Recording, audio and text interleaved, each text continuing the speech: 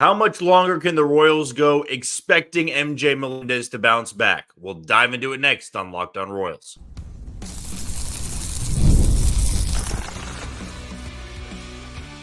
You are Locked On Royals, your daily Kansas City Royals podcast. Part of the Locked On Podcast Network, your team every day. Thank you for tuning in to another edition of Locked On Royals and the Locked On Podcast Network. As always, I'm your host, Jack Johnson, and you can find me on Twitter or X at JohnnyJ_15. That's at JOHNYJ_15. And you can also catch us on wherever you get your podcasts, Spotify, Apple Podcasts, Amazon Music, Google Podcasts, Odyssey, and we're on YouTube. Just be sure to hit that little red button and subscribe. We are now over 1,500 subscribers on YouTube, and over 1,200 subscriber jump in the last 8 to 9 months. So we're very proud of that. But of course, have to credit you, the listener, you, the follower out there, for making this thing possible. If you are a first-time listener, though, and this is your first episode, well, welcome in. And if you want to know a little bit more about me, I'm based here in Kansas City, work at Sports Radio 810 WHB. Had a show earlier tonight, just an hour-long schedule release show.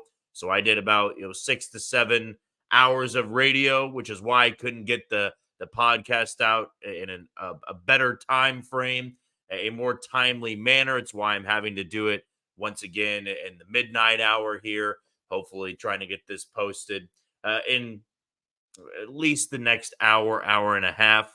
But that can always be up in the air depending on the Wi-Fi and issues with that. But we still have a very fun show lined up. The Royals have an off day tomorrow, so we'll be able to get out an episode, I believe, not at midnight or at 1 a.m. or 2 a.m. But before we dive into our segments, want to let you know that today's show is brought to you by eBay Motors. If you are dealing with car problems, you're trying to find the best part to be the best fit, head over to eBay Motors and they're going to have you covered in no time, and they're going to have you covered every time. We'll have more on them coming up in about 10 to 15 minutes or so.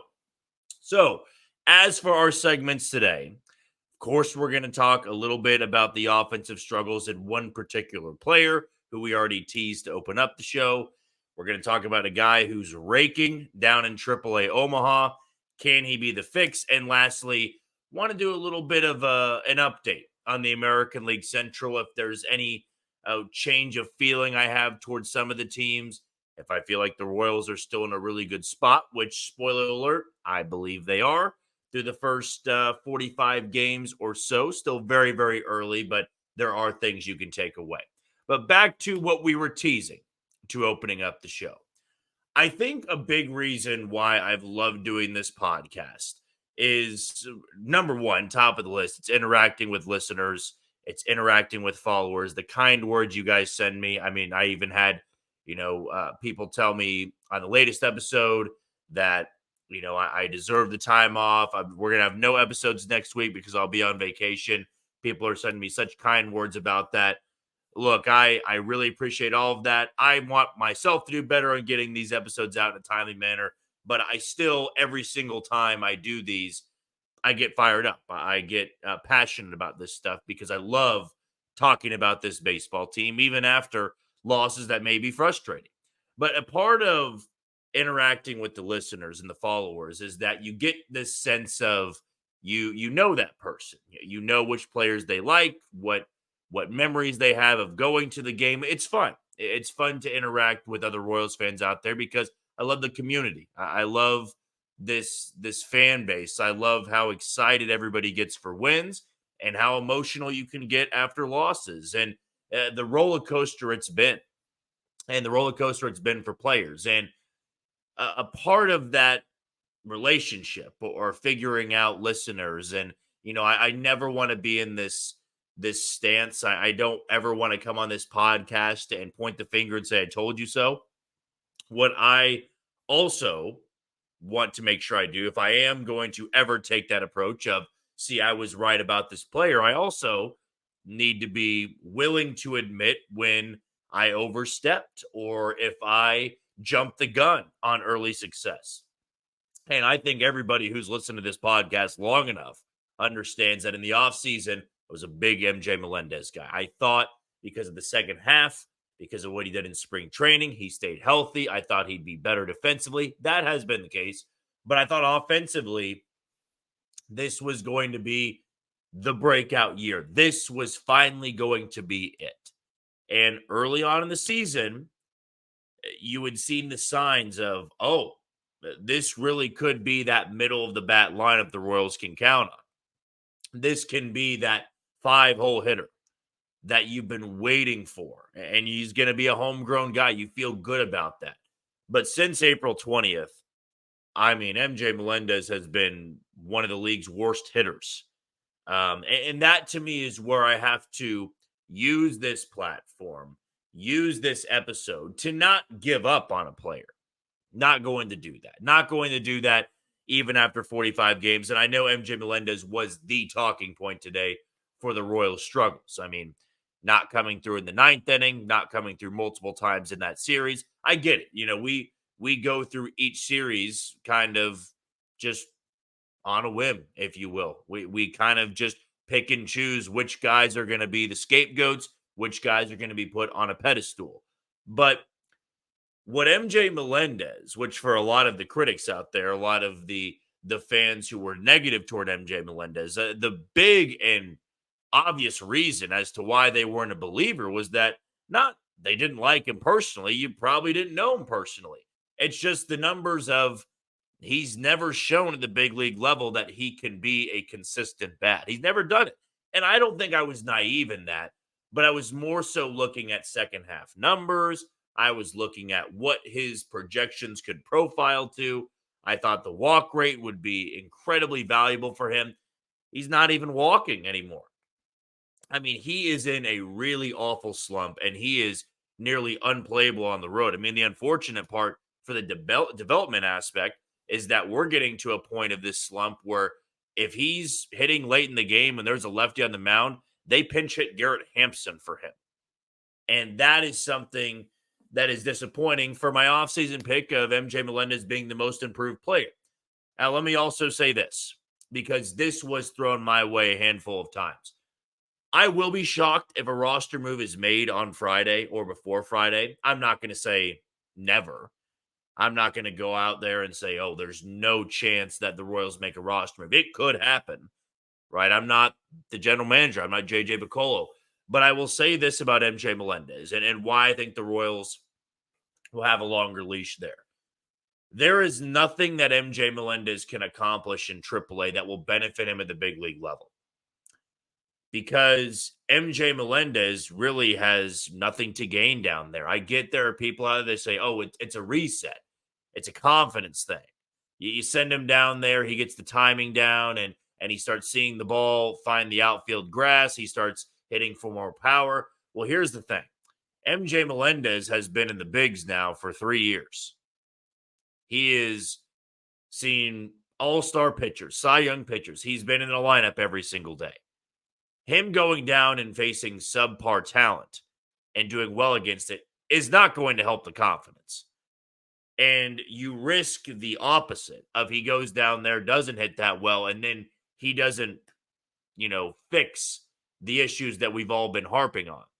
And the Royals are also fully aware of the fact that this team offensively can't reach its ceiling if MJ Melendez is like this. There is a ceiling, there is potential, which is why I was so high on him. But the demotion in AAA is not going to help him. It's not. He could go down there and hit 450, okay? But he still has to come back up to Kansas City and show that he can do that against much better talent. And I think also that's why the Royals have been hesitant with Drew Waters. They need to see maybe more than even just a great slash line. They need to see more. And the Royals, in their past, even with JJ Piccolo, they're not reactionary. Even to guys that are struggling. Like, I know that the outfield has been a massive problem for them. And MJ Melendez is maybe the biggest disappointment of that bunch. Some people thought Hunter Renfroe was going to be this bad. He's been this bad. Kyle Isbell, the bat's never been there. Defense is great. It's pretty much been the same. But MJ Melendez had that opportunity to become a good corner outfield bat. And I think the Royals and Alex Zumwalt, Yoni Duran, those guys, they're not going to give up on him. I think they'd much rather find a way to tinker with some stuff and him hit his way out of the slump, because I don't know if beating up on AAA pitching is going to be the fix. Now, to this other point, the Royals could also get to a spot where they go, we've given you enough time. You are not going to be the big leaguer corner outfield bat that we've been looking for. And they're willing to make that switch of starting somebody else in left field or trading for a bat that could take that spot. Who knows what they're thinking? But personally, I still think it's a little bit early, at least just evaluating what the Royals typically do, that they're going to make a roster move. Okay, we're going to take our first break of the show. Let's play with that hypothetical, though. And Drew Waters is the one that everybody is talking about. Is he the fix for some of the outfield's offensive woes? We'll talk about it next on Locked On Royals. You are tuned into Locked On Royals on the Locked On Podcast Network. I'm your host, Jack Johnson. You can find me on Twitter or X at JohnnyJ_15. Before we dive into our next segment, I want to give a shout out to one of the sponsors today, and our title sponsor for that matter, in eBay Motors. Passion, drive, and patience, the formula for winning championships, is also what keeps your ride or die alive. eBay Motors has everything you need to maintain your vehicle and level it up to peak performance. Superchargers, roof racks, exhaust kits, LED headlights, and more. Whether you're into speed, power, or style, eBay Motors has you covered with over 122 million parts for your number one ride or die. You'll always find exactly what you're looking for. And with eBay Guaranteed Fit, your part is guaranteed to fit your ride every time or your money back. Because with eBay Motors, you're burning rubber, not cash. So all the parts you need at the prices you want. It's easy to make your car the MVP and bring home huge wins. Keep your ride or die alive at ebaymotors.com. Eligible items only. Exclusions apply. And eBay Guaranteed Fit is only available to U.S. customers. Well, we pivot now from MJ Melendez. We pivot from the offensive struggles at the big league level and look internally. We look at the fixes that could come from within your farm system, the in-house options. And Drew Waters, who had a 452-foot home run today, has been just tearing it up for the Storm Chasers. And we've discussed this before on the podcast, that he's going to get his shot at some point. It's only a matter of when. It's not a matter of if, it's a matter of when. And after this loss to Seattle today, in which MJ Melendez did not play well, if it wasn't for the go-ahead 3-run home run on Tuesday night, Nelson Velasquez would have been the main talking point of, do you just swap Velasquez and Waters? You give that extra spark. And the common question has been, why? Why is Drew Waters not replacing Kyle Isbell, replacing Melendez, or replacing Velasquez? The Royals and their front office, the Royals and their scouts, the Royals and their coaches, let's just call it as it is. And it should be this way. They know their players better than we know them. What we get, even those that cover the team, we get a snapshot, a small snapshot, I would say, of who these players are, what we see from them. We get a 3-hour snapshot every single day of what that player does. And there are little things that we don't even pick up, that we don't realize. We don't know what they do in the dugout. We don't know what they do in the clubhouse. We don't know what they do during batting practice or on offense. Maybe you do, maybe you don't, if you are heavily invested into a certain player. But they are very aware of who their players are. And as much as we can criticize front office members, this goes through every organization in baseball. Even the ones that are terrible out there. Ones that have 30 losses, 35 losses already this season. They know their players better than we do. And there's always reasons as to why even a simple move just isn't so simple. We thought back in spring training, with the way Nick Prado was playing, he had earned his way onto the roster. I had certainly thought it. The way Nelson Velasquez was playing, the way Prado was hitting, he was going to earn his way onto the 26-man roster. He didn't, and then he proceeded to go and struggle down in Omaha. He's recently gotten much better, but it was an element of his game the Royals and their coaching staff and front office wanted to see. They wanted to see if he can carry spring training into the regular season, and even if it was at AAA Omaha, they needed to see it. And quite honestly, if Nick Pratto started with the Royals on opening day, he would have been struggling like Nelson Velasquez is right now. So maybe it's a moot point because both of those guys that were fighting for spots have ended up struggling big time. But Drew Waters, of course, being a former top 100, a former number one prospect in the Braves organization, he's got upside. I'm not going to sit here and tell you Drew Waters doesn't have upside. But I also bring up a memory I have from 2022 when the Royals were already starting to fall out of it at this point, and Vinny Pasquantino was just torching AAA pitching. I mean, he had gone from AA to AAA, no downside. There was no struggle. It was clear that he was a everyday first baseman for at least this Royals team. And Carlos Santana's taking at bats up in Kansas City. He's not hitting well, and the Royals were losing and losing and losing. And there was outrage. It was, why are you not bringing up Vinny Pasquantino? Well, the Royals also didn't want to put immense pressure on a guy stepping into the box at the pros for the first time in his career of, you need to be the savior. You need to be the guy that comes up and transforms our lineup. You need to be the guy to ignite that spark. And that's why I think at this moment, Drew Waters has not been called up. It's because the Royals outfield is struggling mightily right now. And for Drew Waters, the best scenario to bring him up in is not when you've got three outfielders struggling. It's when everybody's hitting. And he can come up and go, well, now I'm just an extra piece to this lineup. I'm a switch hitter, so I can play against both hands of pitchers. I've got speed. I've got good defense.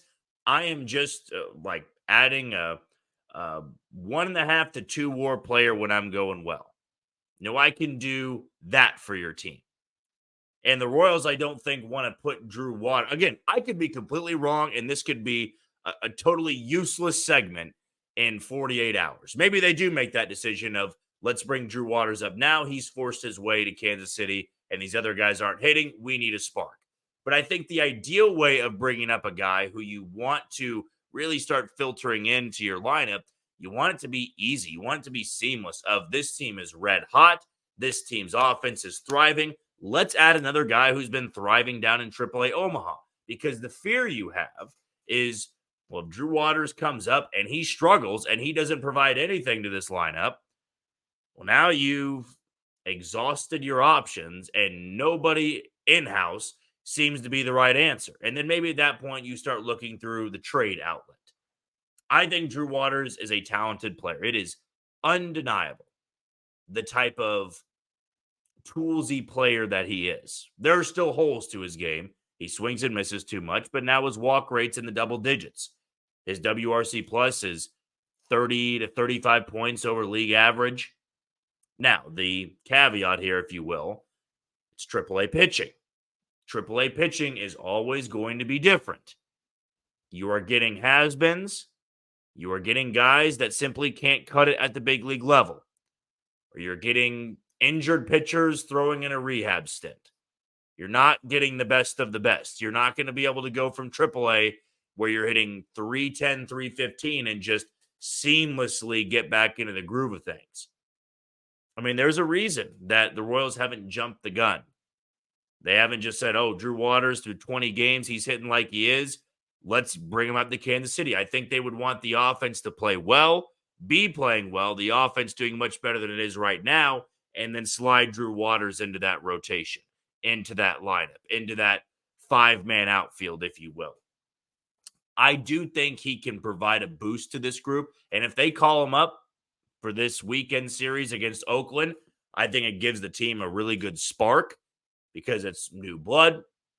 And the clubhouse, of course, they all know Drew Waters, but you know what I mean. It's a new face, and it's a guy who's going to be playing a lot more than maybe some of the other guys on the team. Dairon Blanco gave him a little bit of a spark to begin the West Coast road trip, which ended with a winning record. They were 4-3 and playing the Angels in Anaheim and the Mariners in Seattle.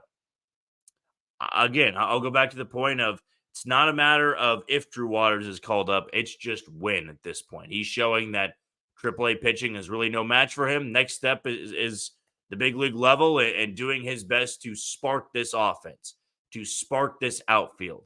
But if I were JJ Picollo, I'd much rather it be an easy transition and not putting the weight of the world and the pressures of this offense on a guy who hasn't had a big league at bat in 2024. Okay, before we move on to our final segment, a shout out to Locked On Sports Today, a free 24/7 sports streaming channel program for you every day to bring you the biggest stories without all the screaming. Locked On Sports Today brings you can't miss analysis, opinions, and news streaming 24/7 on YouTube or the free Amazon Fire TV channels app. Part of the Locked On Podcast Network, your team every day. For our final segment, let's take a peek at the American League Central. The Royals sit a game and a half back of Cleveland, who lost tonight. They're a half a game ahead of Minnesota, who also lost tonight. So nothing really changed in the Central. But what do we make at the 26.5% mark of the 2024 season? We'll discuss it next on Locked On Royals. You are tuning to Locked On Royals and the Locked On Podcast Network. I'm your host, Jack Johnson, and you can find me on Twitter or X at JohnnyJ_15.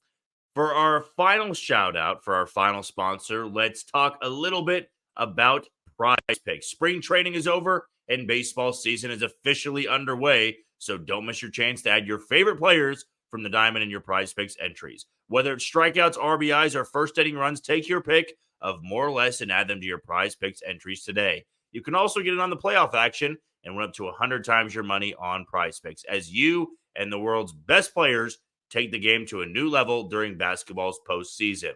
You can also use our code of LOCKEDONMLB for a first deposit match of up to $100. That's LOCKEDONMLB, LOCKEDONMLB, for a first deposit match of up to $100. Well, the good thing about losing a close game is, or I should say losing a close game in the afternoon, is there's always a chance the standings don't really shake up too much when your division rivals also lose in the evening time. So the Royals lost in the afternoon. You're not feeling good about the series, though it was a winning road trip. You can't take those for granted. I don't care who you play. I don't care how you blew any of the losses or how you got your butt kicked in one of the games. You have a winning road trip. It's a winning road trip. Those can never be taken for granted, especially for a team that's trying to remain competitive all throughout the summer. But Cleveland got shut out in Arlington. Minnesota got shut out at home against the Yankees. The White Sox did win via shutout against the Nationals. And the Tigers were shut out by the Marlins. And the Tigers haven't scored a run in their last 19 innings. Or 18 innings, I believe it is. They were shut out in back-to-back games by a team that had the worst team ERA in baseball in the Miami Marlins. And no, that game, or that series, was at home. So don't think that the Royals are the only team with offensive problems. It seems like with the Central, it can be hot and cold. But right now, this Royals team is a game and a half back. They're coming back home. They have an off day tomorrow. And they'll have an opportunity against a struggling Athletics team and a struggling Tigers team to do some damage, to make some waves in the American League Central. And still, as good as this division has been, you have to have this sense of optimism of maybe that was the toughest the division will look all year long. That there will be some regression, of course, for your team, but maybe there's regression for Cleveland. Maybe there's regression for Minnesota. Maybe there's complete regression for Detroit. Detroit's now sub 500, and they've lost home series this year to Oakland and Miami. And they've had their moments where they have really looked like a subpar baseball club. And nobody's going to hang a banner for second place. Nobody's going to hang a banner for being in second place 45 games through the season. The American League Central, though, is showing a little bit of its truer colors. I don't want to say their true colors. I think this is a little bit closer to the truth and the closer we've seen to what the Central should be over the last week or so.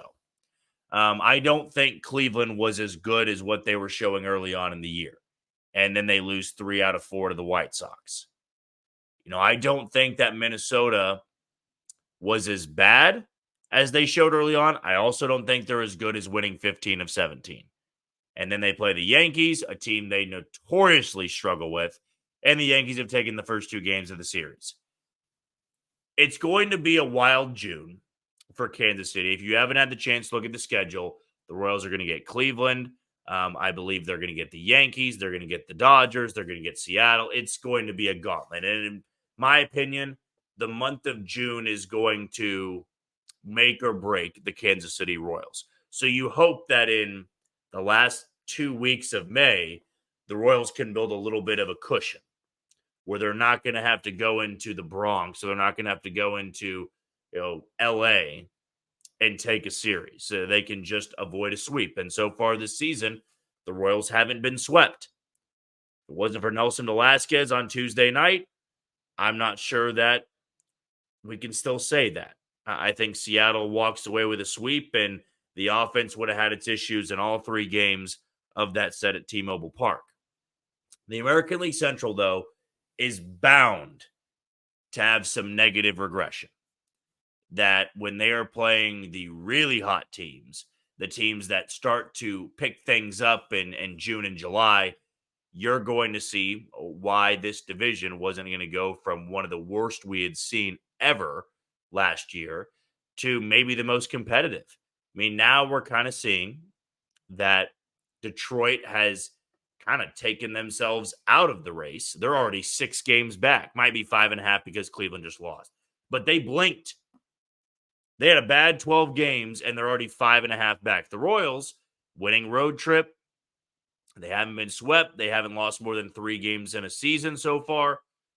It feels like they're doing their job of treading water because this would have been a point in the season that they could have buried themselves. We talked extensively about starting hot, starting quickly, and against all those great teams that they were playing. You needed to find a way to just hang around. I mean, the way Cleveland and Minnesota took off, Minnesota winning 15 of 17, ridiculous numbers. And the Royals just hung neck and neck with them. The Twins had caught up to them, but they've done a good job of making sure they don't lose 2 or 3 games on Minnesota now. They're in second place, and they've got 2 struggling ball clubs coming to Kauffman Stadium for their next homestand. Then they'll go back out on the road. They'll see Tampa Bay. They will see Minnesota. So it'll be a fun end to the month of May. To me, though, the American League Central is just starting to show those signs of, okay, it's not going to be a 4-team race. Detroit could always catch fire, and Detroit may come into Kansas City and sweep them. Who knows? It's baseball. To me, though, this is just a division that's now starting to show that might have been a little bit of fool's gold, where 4 teams were over 500. Cleveland had the best record in baseball at one point. Minnesota was on an absolute tear. The Royals were having one of their better starts in club history. I mean, it just felt like that was going to run out at one point. And right now, it's kind of seeming like some of that luck is running out. Well, that's going to do it for another edition of Locked On Royals and the Locked On Podcast Network. I've been your host, Jack Johnson. One last shout out to Locked On Sports Today. It's here for you 24/7, covering the top sports stories of the day with the local experts of Locked On, plus our national shows covering every league. Find Locked On Sports Today now, available for free on the Fire TV Channels app. Tomorrow, it'll be an off day for the Royals, but not an off day for us. We'll preview that upcoming series against the Oakland Athletics. And I do want to talk a little bit about Alec Marsh. Was going to do it in today's episode. Just going to push it to tomorrow because he's really starting to make me a believer. But until then, you take it easy, Kansas City.